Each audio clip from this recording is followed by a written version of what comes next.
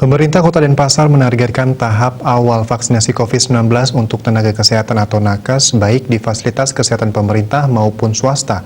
Untuk sementara, sasaran yang terdata hingga saat ini sebanyak 14.152 orang.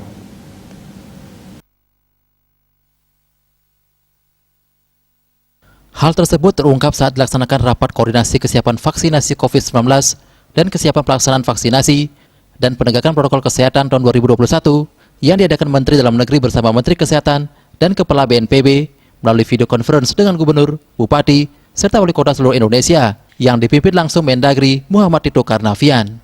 Wali Kota Denpasar Ide Bagus Rai Darmo Jaya Mantre mengatakan, Pemkot Denpasar mendukung vaksinasi COVID-19 secara serentak dan siap mensosialisasikan program vaksinasi ini sesuai arahan yang disampaikan pemerintah pusat. Dalam mendukung vaksinasi COVID-19 secara serentak, Pemkot Denpasar menyiapkan fasilitas layanan kesehatan yang terdiri dari 11 puskesmas, RSU Wangaya, dan RSUP yang memiliki tempat penyimpanan vaksin sesuai standar WHO dengan target tahap awal nakes di wilayah Kota Denpasar. Ini juga merupakan bagian dari upaya meningkatkan kepercayaan publik serta mengantisipasi terjadinya kesimpang siuran mengenai vaksinasi COVID-19 ini. Vaksinasi COVID-19 rencananya dilakukan perdana pada 13 Januari 2021, diikuti serentak di 34 provinsi.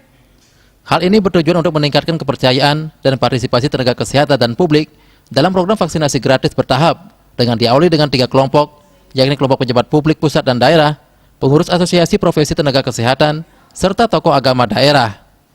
Widya Stuti Bisnis Bali melaporkan.